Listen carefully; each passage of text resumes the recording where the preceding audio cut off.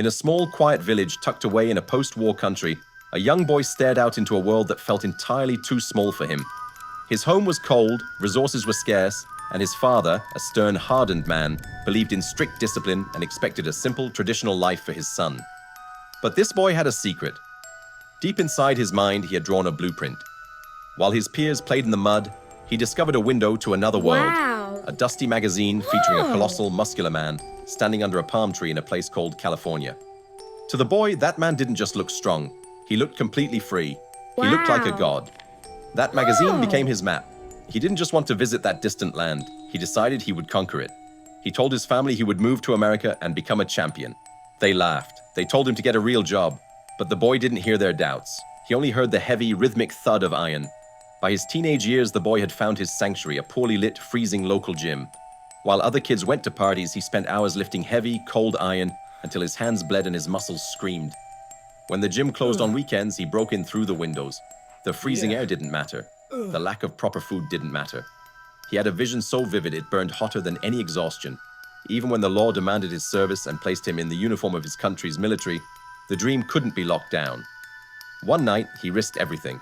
He snuck out of his military camp, went AWOL, and boarded a train across the border to compete in his first major bodybuilding championship. He won! But when he returned, he was thrown into a military prison cell. Sitting in that dark cell, he didn't feel defeated. He smiled. Because he knew the world outside his village was finally starting to notice.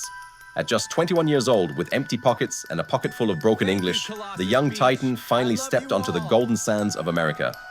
He was a stranger in a strange land, but his physical presence was undeniable. He didn't just compete, he redefined the sport. He became a king, standing undefeated on the global stage year after year. But a true champion never stands still. Once he had conquered the world of muscle, he looked toward the towering hills of Hollywood. The gatekeepers of cinema laughed at him. They told him his body was too monstrous, his accent was too thick and bizarre, and his name was completely unpronounceable. They told him he could only ever play silent villains or monsters. They told him no. But no was a language he had been translating into yes his entire life. He didn't change for the world. He forced the world to change for him. That thick accent they mocked, it became the most quoted voice on the planet. That massive frame, it became the blueprint for the ultimate modern action hero.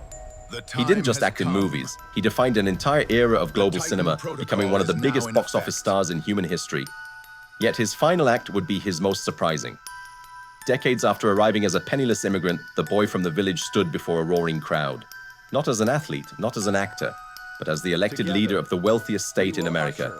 The ultimate outsider had become the ultimate insider. Today, time has silvered his hair and softened the edges of that famous frame. But when you look into his eyes, you still see the unyielding fire of that little village boy. His life is a testament to a singular truth. Your origins do not define your destination. If you can see it in your mind, and you are willing to work through the blood, sweat, and rejection, there is absolutely nothing on this earth that can stop you.